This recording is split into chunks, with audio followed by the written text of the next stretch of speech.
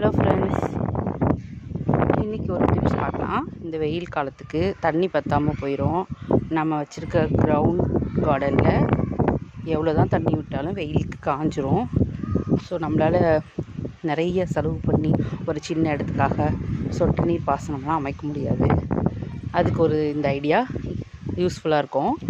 ஒரு 5 litre water கேனில் ஃபுல்லாக தண்ணி நிரப்பிட்டு மூடியில் ஒரு ஹோல் போட்டுட்டு செடியோட வேர் நனைகிற மாதிரி வச்சிடணும்.